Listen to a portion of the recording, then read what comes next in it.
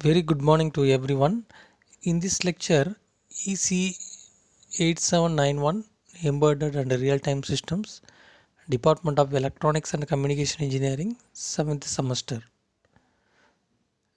Today, we are going to discuss the topic operating system, process and operating system in priority based scheduling.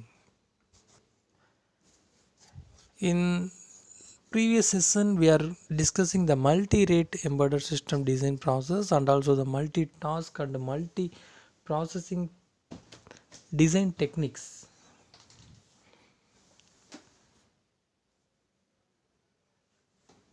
So, in this priority basis scheduling, this is one of the primary scheduling algorithm. The operating system is to allocate the resource in the computing system based on the priority. After assigning the priority, the operating system take care of the rest by choosing the highest priority ready process. There are two major way to assign the priority. Number one is a static priority, number two dynamic priority. The static priority that do not change during the execution. In dynamic priority do not change during the execution. Do change the execution. So there are the two different category of scheduling process. That is a rate monotonic scheduling and the earliest deadline first scheduling. In the rate monotonic scheduling process, there is a RMS. So it is one of the first scheduling policies developed by the real-time system. In this rate monotonic scheduling is a static scheduling policy. It assigned a fixed priority or sufficient to efficiently schedule the process. In many situations, we have to implement the real-time interfaces. So the RMS is known as the rate monotonic analysis. It is summarized all processes run periodically on a single CPU.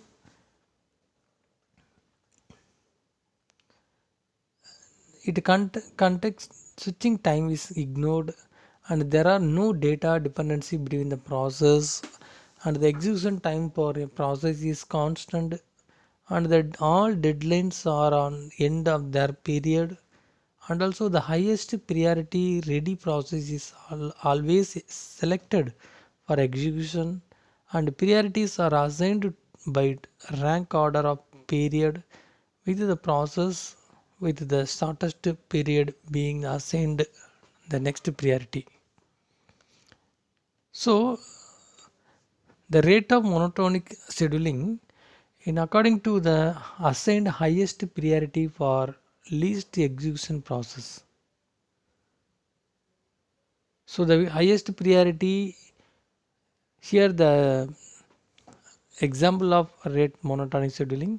Here the highest priority that is a P1 is the highest priority and P2 is a middle priority and P3 is a lower priority.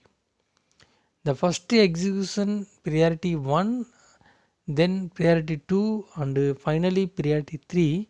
All after assigning the priority it construct a timeline equal in length to hyper priority. There is a hyper period which is the I2 in the cache. So the every 4 time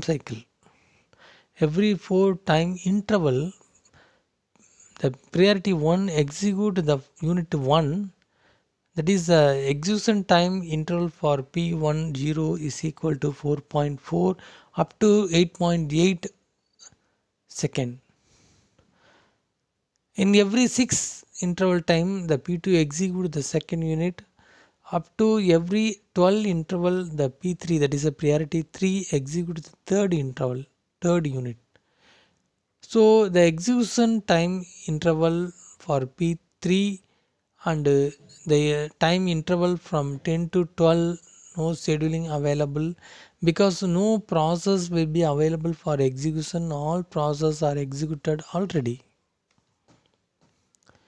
So the priority priority P1 is the highest priority.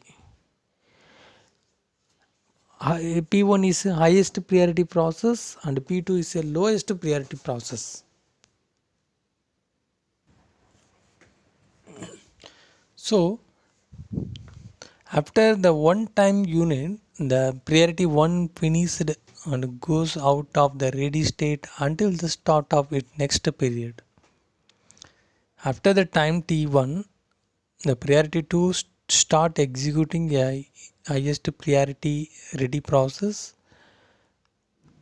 and the time 3 the priority 2 finished, and the priority 3 start the executing.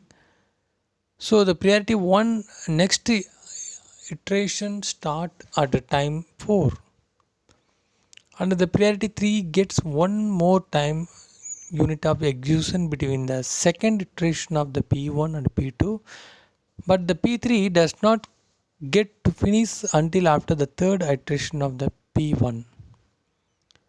So the process along the execution time significantly less than that period. It combines of process can record more than 100% of the available CPU cycles. So this is a priority based scheduling process. Next we have to check the RMA priority assignment analysis. Here the two responses, response time and critical instant time. The time at which the process is finished, it is called a response time. The instant during the execution at which the task has the largest response time. Let the period and the computation time of the two processes P1 and P2, that is P1 is the highest priority. In the worst case, we then execute the P2 during the period and many iteration of P1 has fit into the same interval. Since there are the tau 2 and tau 1 iteration of P1 during a single period of the P2, the required constraint on CPU time ignored context switching overhead. That is a T2 divided by T1. So into the T1 plus T2 is equal to T2. Now we can move to the earliest deadline first scheduling algorithm. In this algorithm, it is a dynamic priority scheme algorithm.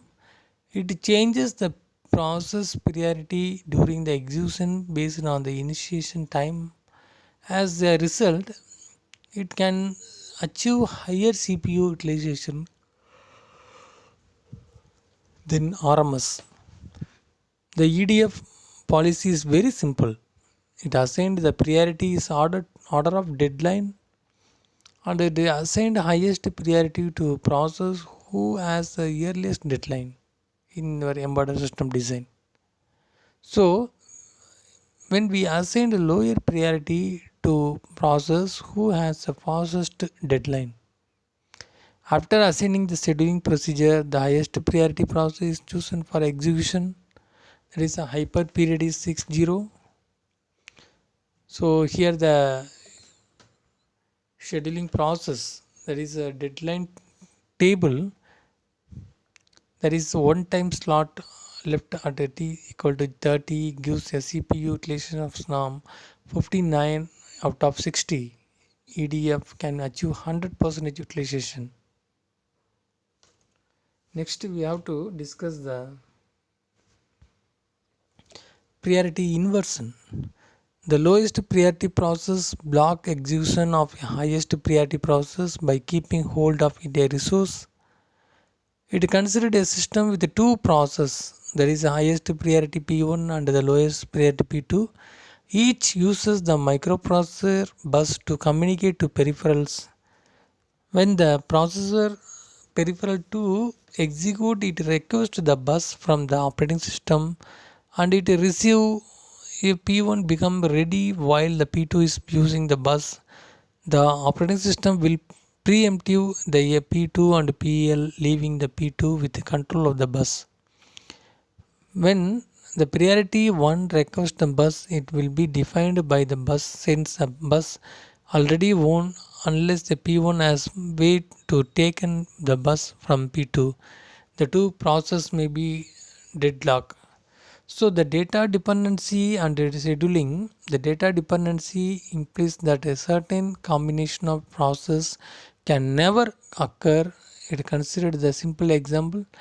We know the P1 and P2 cannot execute at the same time since P1 must finish before the P2 can begin. So the P3 has a highest priority. It will not preempt both P1 and P2 in a single iteration. And now the P3 is a preemptive of P1 priority 1. Then the priority 3 will complete before the P2 execution. So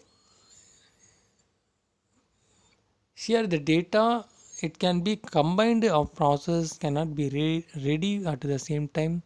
The worst case CPU requirements are less than would be required. It all possible would be ready simultaneously.